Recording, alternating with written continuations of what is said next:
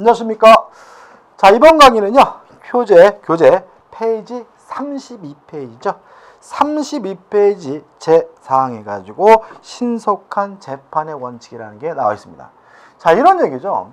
아무리 공정하게 재판부가 구성이 되고 아무리 적법한 절차에 따라서 재판이 진행됐다 하더라도 신속하지 않는다면 피고에게 해가 된다는 얘기죠.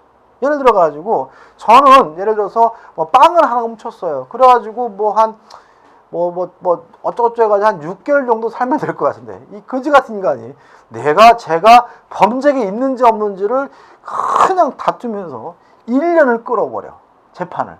그러면 제 입장에서는 뭐죠? 오히려 처벌하는 것보다 형벌을 가하는 것보다 더욱더 뭐 할 수 있는 거예요? 힘들 수가 있는 거죠. 저는 개인적으로 이번에 이제 보면은 그 농구이죠. 프로농구에서 뭐가 문제가 되죠? 그 스포츠 토토나 이런 것을 전산지 감독인가요? 현직 감독이나 선수들이 참여했다. 뭐 그래가지고 뭐 언론에 막 보도가 됐잖아요. 근데 그때 기억나시는 게 그 전창진 감독이 처음에 이런 얘기를 했어요. 아니 처벌하려면 빨리 해라 제발. 왜 자꾸 나를 데려가는 것도 아니고 오라고도 안 하면서 왜 자꾸 언론에다가 자기가 뭐 돈을 먹었다 이런 식으로 보도를 하느냐 뭐 이런 식으로 얘기한 적이 있거든요. 왜냐하면 일단 그분이 무죄인지 유죄인지는 아직 결정이 안 났지만 구속영장 신청해서 검사가 뭐죠? 반려해버렸잖아요. 그죠? 그러니까 영장이 안 나왔어요. 안 나왔는데 문제는 뭐예요?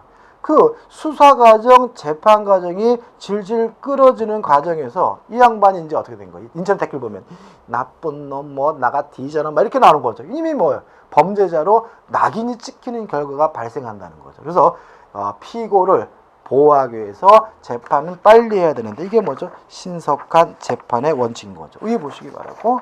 넘겨보시면 필요성 이해되시죠? 1번 피고인의 이익을 보호하기 위해 이해되는 거다. 그죠? 이해되시죠? 그죠? 그다음 2번 공익의 보호에서도 필요한 거죠. 두 가지입니다. 첫째는 재판이 너무나 장기간 끌게 되면 이제는 이 증거도 없어지고 막 증인도 없어지고 막 이러는 바람에 뭐가 실체 진실인지를 알지 못하는 일이 발생할 수도 있다. 그죠? 그다음 두 번째는 재판이 너무 지연되게 되면 소송 비용도 증가하기 때문에 국가도 별로 좋을 거 없다. 그래서 두 가지 차원에서 공익을 보호하기 위해서도 뭐죠?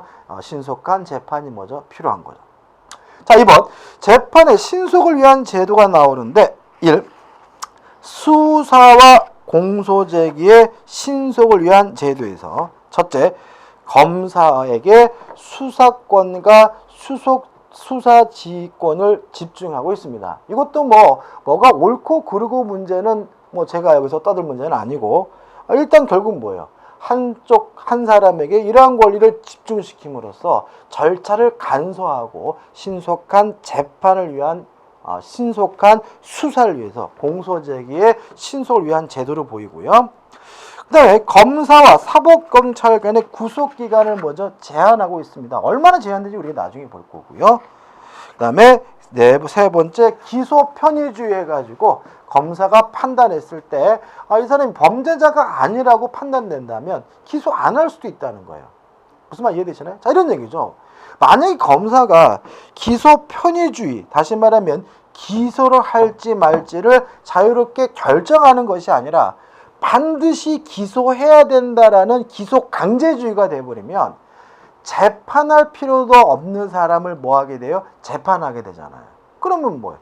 시간이 가고 이거는 신속한 재판을 받을 권리와 상반되는 거죠. 따라서 범죄가 아닌 것으로 판단된다면 검사 스스로 기소를 안 할 수 있도록 하는 기소 편의주의는 신속을 위한 제도가 되고요. 또 공소 취소 제도, 다시 말하면 재판할 필요가 없다고 판단된다면 공소를 뭐 할 수도 있는 거예요? 취소할 수 있는 거고. 근데 마지막으로 공소시효제도, 이것도 일정 기간이 지나면 더 이상 공소를 제기하지 못하도록 하고 있기 때문에 신속한 재판, 다시 말하면 수사와 공소제기의 신속을 위한 제도라고 할 수가 있는 거죠. 그 다음 두 번째, 공판 절차의 신속한 진행을 위한 제도해가지고 첫째, 공판 준비 절차에서 나와 있는 내용이 있죠. 읽어보지는 않을 거겠죠. 그 다음에 심판 범위의 한정, 그 다음 중요한 게 뭐죠? 집중심리제도죠. 과거에는 연맥이려고 어떻게 해요?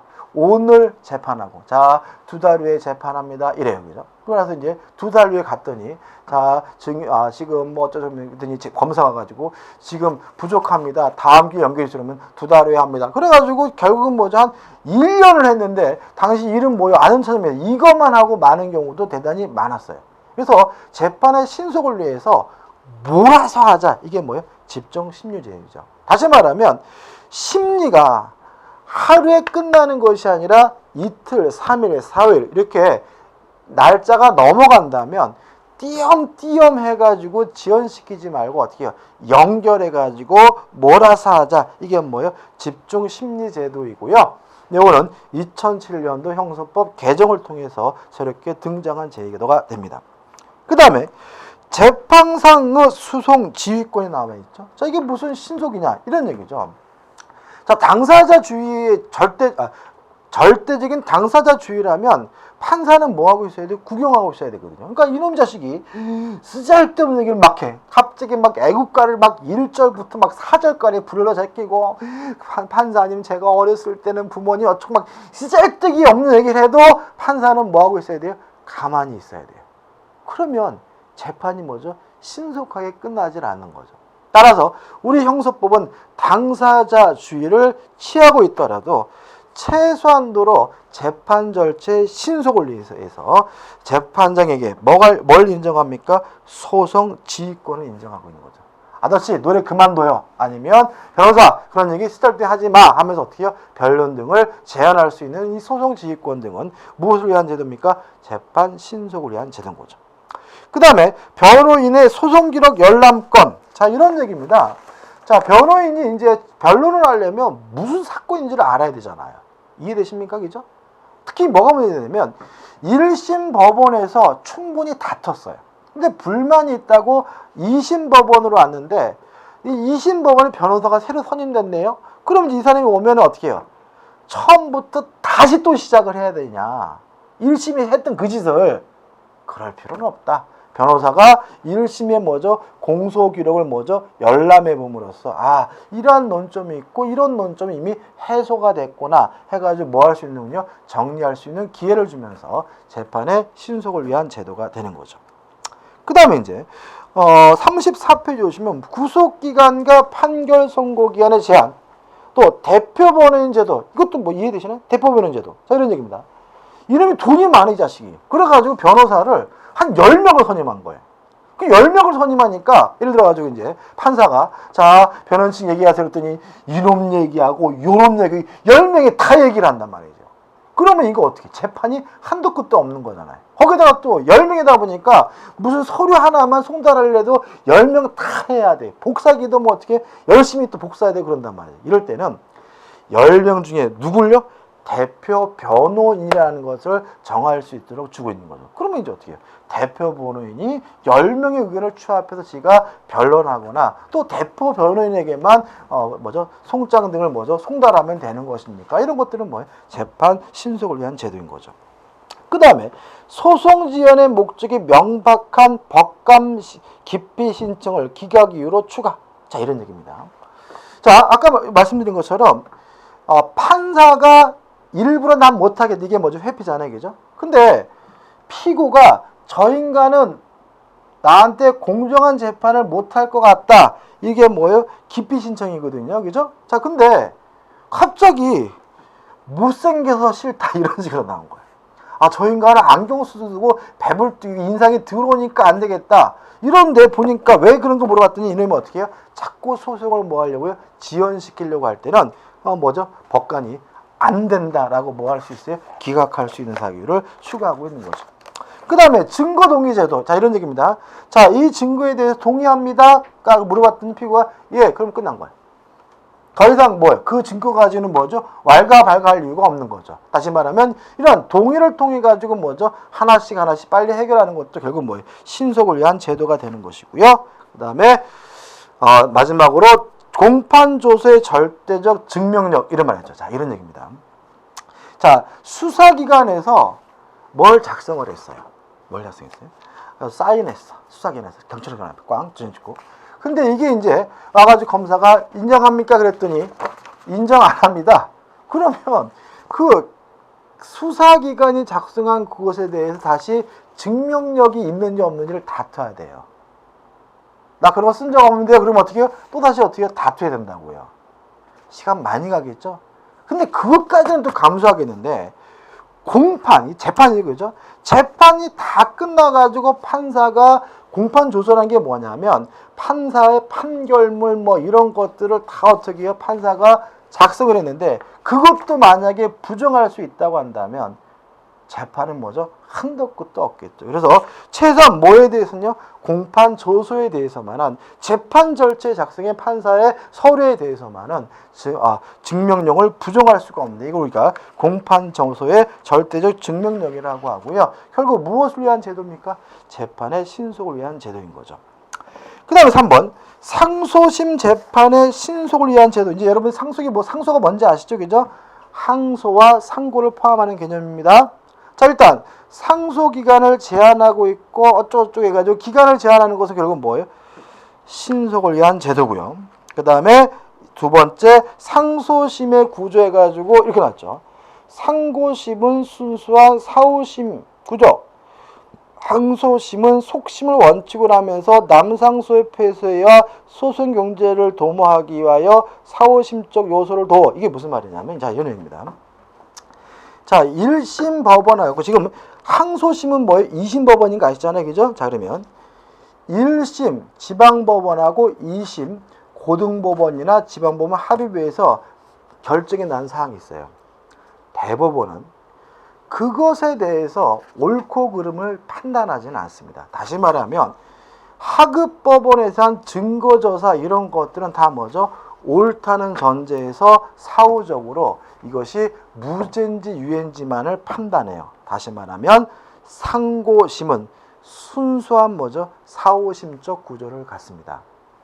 이에 반해서 항소심은 2심 법원은 속심이라는 말은 뭐죠? 연결해서 할 수 있거든요. 다시 말하면 또 다시 뭐 할 수도 있어요? 증거 조사도 할 수 있고 막 그렇지만 이것도 하면 어떻게 또 지연되잖아요. 그래서 사후심적 요소를 도입해가지고 이미 확정된 사항에 대해서는 다툴 수 없도록 하고 있는데 그런 점에서 이 상소심의 이러한 구조들도 말이 좀 이상한가요?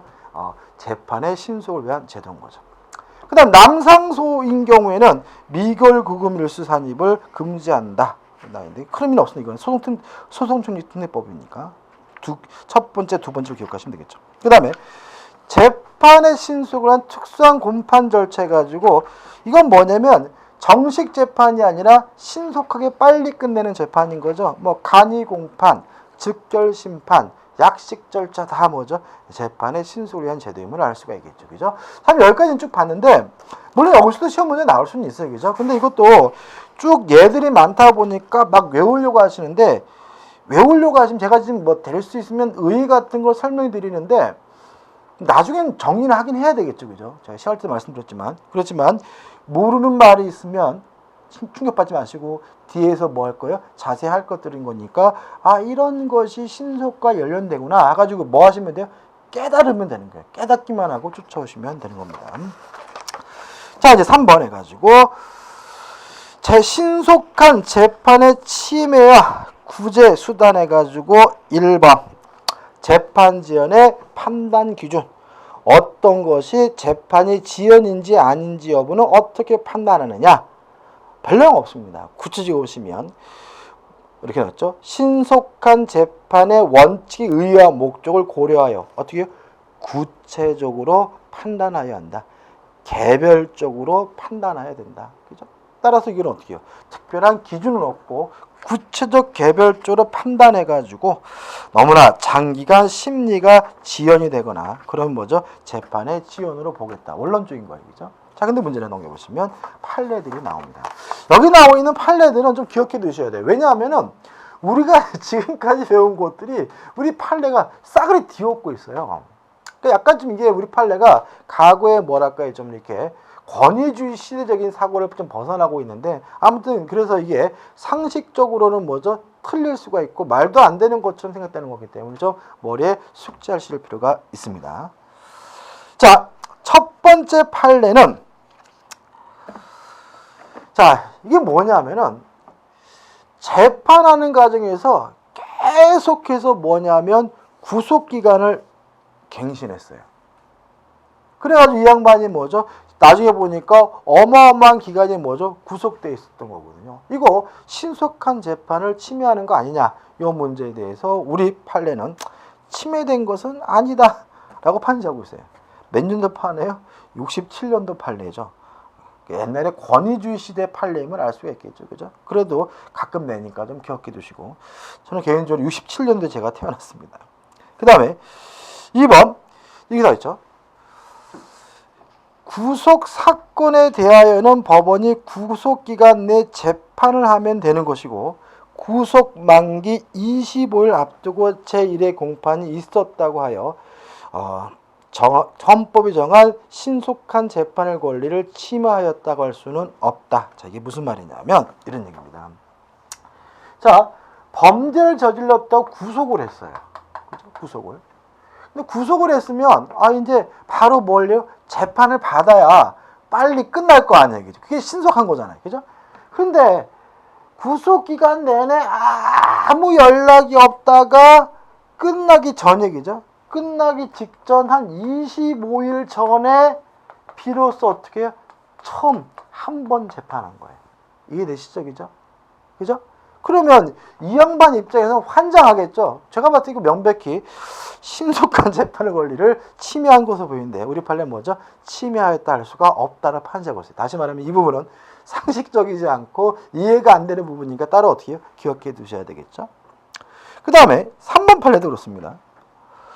검사 피고인이 쌍방이 항소한 경우에 1심 선고 형기 건가 후 2심 공판이 개정됐어요. 무슨 이해되세요? 그죠? 잘 보세요.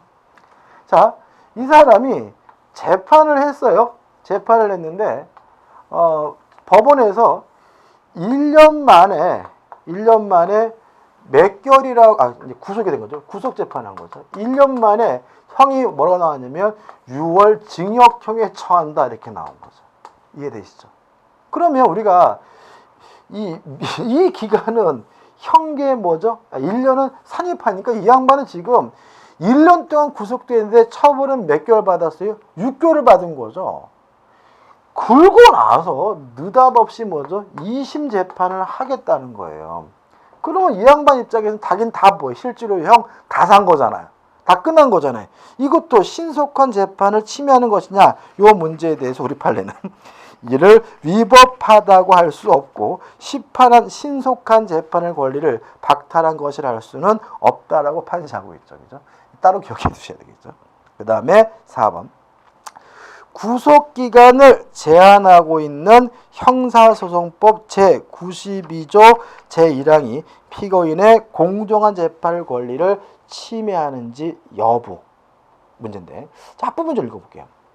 형사소송법 제92조 제1항의 구속기간은 이를 순수하게 문헌 그대로 해석하면 법원이 피고인을 구속한 상태에서 재판할 수 있는 기간을 의미한다고 볼 것이고, 이와는 달리 법원이 형사재판할 수 있는 기간 내지 법원이 구속사건을 심리할 수 있는 기간을 의미한다고 볼 수는 없다까지 기억해 두시면 돼요. 그죠? 다시 말하면 형사법 92조에서 구속기간은 뭘 의미한다고요? 법원이 형사재판을 할 수 있는 기간을 의미한다는 거죠. 그 기간 동안 수사를 할 수 있다, 소를 제기할 수 있다, 이런 기간이 아니라는 거예요. 따라서 그 기간 내에 법원이 재판을 행사할 수 있는 기간으로 이해되기 때문에 이 기간 자체는 헌법을 뭐하고 있지 않아요? 헌법을 위반하고 있지 않다는 판례입니다. 자, 이해되시죠? 그죠? 다시 한번요. 자, 형소법에 구속기간이 제한되어 있어요. 그 의미가 뭐냐 했더니 요 기간 동안 재판을 끝내다, 이런 의미라는 거죠. 그러면 결국 뭐예요? 신속한 재판의 권리를 받을 권리를 제한하는 것은 아니라는 판례니까 일단 4번 결론하고 내용도 좀 앞부분만 좀 기억해 주시기 바랍니다. 자, 재판지에는 구제책이에요. 자, 생각해 보자고요. 자, 여기서 이제 문제가 좀 있습니다. 자, 살인 너무 심한가? 절도를 저질렀어요. 근데 유죄 판결을 받았고 절도 저지른 게 맞아요. 근데 문제는 재판이 신속하게 진행되지를 않았어요. 이런 것에 대해서 미국은 공소 기각 판결을 내립니다. 재판 안 하겠다. 그럼 어떻게 해요? 무죄인 거예요. 풀려나요. 그 다음에 일본은 면소 판결을 내립니다. 이것도 실질적으로 뭐죠? 풀어주겠다는 거예요. 무죄인 거예요. 이해되시죠? 여기서 이제 미국과 일본의 태도가 좀 문제가 있다는 거예요. 어느 나라가요? 독일하고 우리나라가. 자, 우리나라 입장에서는 절도를 받고 유죄인 것이 맞으면 정상적으로 뭘 해줘야 돼요? 처벌을 해야 되는 것이지, 재판 절차가 늦었다는 이유로 절도 저지른 놈을, 살인을 저지른 놈을 풀어줘야 한다는 것은 문제가 있는 거 아니냐. 그래서 독일과 우리나라는 맨 마지막에 보시면 이를 양형에 고려함이 뭐죠? 타당하다라는 말은 얘가 재판이 신속하게 이루어지지 않았다 그래서 무죄가 되는 건 아니라는 거죠. 공소 기각을 하거나 면소 판결을 내리는 것이 아니라 단지 뭐 할 때요? 형량을 정할 때 그것을 뭐 하면요? 고려할 수 있을 뿐이라는 것이 독일의 태도이고 또 우리나라의 태도인 것으로 봅니다. 따라서 만약에 우리나라에 대해서 재판 신속의 원칙에 위배된 경우에는 면소 판결하는 것이 우리 판례다 X. 그죠? 공소 기각 판결하는 것이 우리 판례 태도이다 X라는 거 좀 주의하시기 바랍니다. 자, 이제 36페이지 오시면 이제 형사소송의 기본 구조가 나와요. 일단 의가 나오는데 소송 구조론이라는 것이 뭐냐면, 소송이라는 것이 결국은 원고, 피고, 재판부, 소송 주체 간의 행위인데, 소송행위라는 게 이 행위가 어떤 구조를 띠는 것이 적합한 것인가, 어떤 구조를 띠는 것이 실체 진실 발견과 또는 피고의 보호에 적합한 것이냐, 이걸 연구하는 이론은 우리가 뭐죠? 소송 구조론이라고 해요. 뭐 일단은 이 부분은 용어 정리 차원에서 중요한 거야. 그러니까 여기는 어떻게 해요? 무슨 말인지만 뭐죠? 이해하시고 접근하면 되는데, 이번에 가지고 처음에 뭐가 나옵니까? 규문주의가 나오죠. 기억나시나요? 자, 규문주의 하면 누굴 생각하시라고요? 조선시대 때 사또, 포도대장을 생각하시라고요. 읽어볼까요? 재판기관이 소추기관의 소초시 직권으로 재판 절차를 개시하는 주의다. 소추기관과 재판기관이 분리되어 있지 않다. 다시 말하면 판사가 스스로 수사하고 판사가 스스로 불러다 놓고 재판하는 것이 뭐죠? 규문주의죠. 따라서 2번 피고인은 결국은 뭐예요? 객체인 거죠. 그죠? 끌려가서 두드려 맞는 뭐죠? 객체고, 사또 억울합니다. 저는 뭐 이렇게 뭐 억울하면 호소할 수 있을 정도면 뭐는 인정되지 않아요? 방어권은 없는 거죠. 따라서 고문 등이 횡행하게 되는 원인이었기 때문에 3번 프랑스 대혁명 이후에는 자치를 감추고 있다는 것까지 기억하시면 되겠죠. 이에 반해서 탄핵주의. 현재 우리나라 탄핵주의적이죠. 자, 재판을 하는 기관과 소송을 제기하는 기관, 공소를 제기하는 기관, 소추기관을 분리하고 있는 주의입니다. 따라서 판사는 능동적으로 나서면 안 되고 가만히 있어야 하는 거죠. 어떻게 해요? 피해자나 또는 검사가 소송을 제기할 때까지 가만히 있어야 되는 주의가 뭐죠? 탄핵주의가 되고요. 이 탄핵주의가 되면 이제 2번 피고인의 주의는 이제는 단순한 객체가 아니라 뭐가 돼요? 소송의 주치가 되고요. 3번 불고 분리 원칙이라는 것이 적용됩니다. 불고, 고소가 없으면 분리, 심리할 수 없다, 이런 얘기예요. 그죠?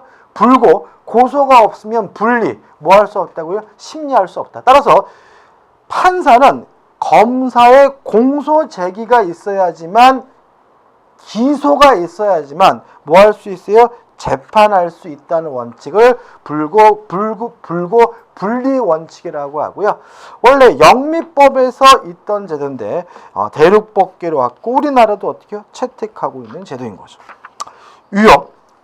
자, 탄핵주의인데, 자, 탄핵주의는 뭐예요? 재판하는 것은 뭐죠? 법관이잖아요, 그죠? 그건 어른나 똑같은 거죠. 근데 소송을 제기할 수 있는 게 누가 하느냐? 이 문제에 대해서 우리나라처럼 국가기관인 검사가 하는 주의를 국가소추주의라고 하고요. 영국이나 미국처럼 개인이, 사인이 공소를 제기할 수 있는 주의를 우리가 사인소추주의라고 하는데 우리만 기억하시면 돼요. 우리는 뭐죠? 국가소추주의를 채택하고 있는 거죠. 그 다음에 5번 당사자주의와 직권주의가 나오는데 일단 당사자주의와 직권주의는 결국은 뭐예요? 결국은 뭐냐면 소추주의를 전제한다는 거 주의하시면 되겠죠. 끝. 그 다음에 이제 6번 현행법의 태국입니다. 반복이죠. 그죠? 검사가 공소를 제기하고 그 제기된 공소에 대해서만 법원은 심판할 수가 있기 때문에 우리는 탄핵주의적 소송 구조고 특히 누가 소추합니까? 국가소추주의라는 거 주의하시기 바랍니다. 그 다음 2항 당사자주의와 직권주의는 다음 강의 때 이어가도록 해야 되겠네요. 자, 오늘 고생 많으셨습니다. 감사합니다.